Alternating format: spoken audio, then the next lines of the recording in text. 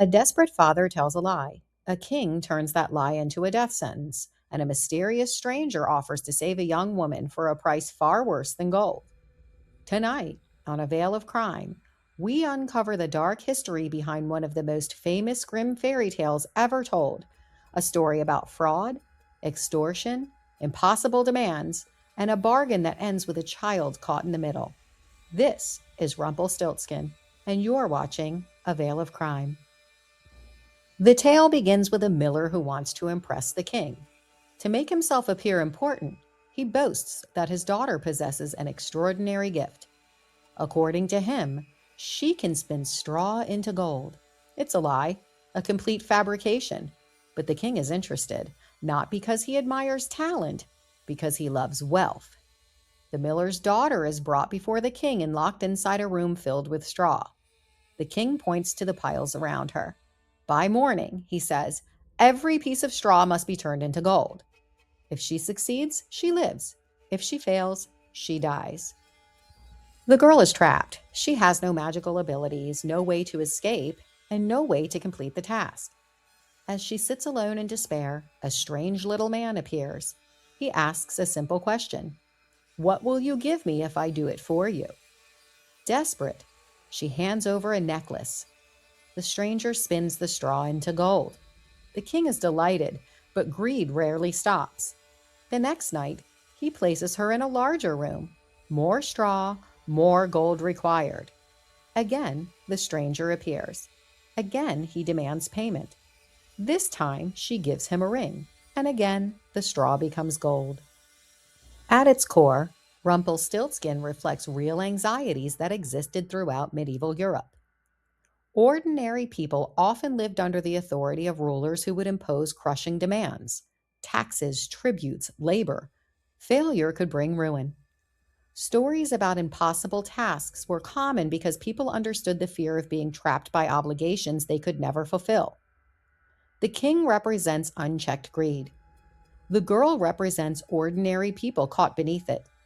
And the stranger represents another danger entirely: someone who offers help when you're vulnerable, but only because they want something in return. The king isn't satisfied.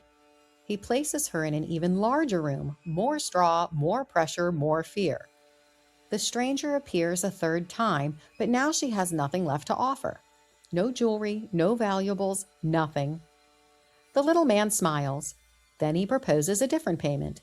When she becomes queen and has her first child, the child will belong to him. Terrified and believing she will never see that day, she agrees. The straw becomes gold, the king marries her, and for a time, everything seems fine. Years later, the former miller's daughter is now queen, and she has a child. Then the stranger returns, not for gold, not for jewels, for the bargain, for the baby. The queen begs him to reconsider. She offers treasure, power, anything. He refuses. A deal is a deal. Finally, he offers one last chance. If she can discover his name within 3 days, he will release her from the agreement. If she fails, the child is his. Messengers travel across the kingdom collecting names, hundreds of them, then thousands, but none are correct. On the final day, a messenger reports something strange. Deep in the forest, he saw a tiny man dancing around a fire. And as he danced, he sang, "No one knows it, no one will. Tomorrow I'll have the child still, for my name is Rumpelstiltskin." The queen now knows the truth. When the little man arrives, she reveals his name. His victory vanishes instantly. In the Grimm version, his rage becomes uncontrollable, and the story ends with his destruction. Most people remember Rumpelstiltskin as a strange fairy tale about guessing a name. But beneath the surface, it's a story about exploitation. A father lies for status. A king uses power to demand the impossible. A young woman is forced into a bargain she never wanted. And a child becomes collateral in a deal made years earlier. These fears were real. Throughout history, children were often viewed as economic assets. Families made desperate bargains to survive, and people with power frequently demanded more than anyone could reasonably give. Like the Pied Piper, the robber bridegroom, the juniper tree, Hansel and Gretel, Little Red Riding Hood, Snow White, Cinderella, Bluebeard, the Goose Girl, Rapunzel, Sleeping Beauty, Beauty and the Beast, and the Little Mermaid.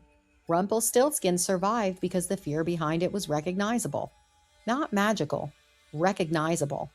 It preserved a warning about greed, coercion, and the dangers of desperate bargains, because sometimes the most dangerous people aren't monsters.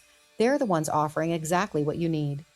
If you enjoy uncovering the dark history hidden inside fairy tales, folklore, and forgotten stories, subscribe to A Veil of Crime. This episode is part of the Grimm Fairy Tale Crime series, where the stories were never meant to comfort. They were meant to warn. If you'd like to support the channel and help keep these stories researched and told, you can support A Veil of Crime through Buy Me a Coffee. The link is in the bio. Every contribution helps keep these forgotten stories alive. The king wanted gold. The stranger wanted a child. And the only person trapped between them was the one who never had a choice. Thank you for watching A Veil of Crime.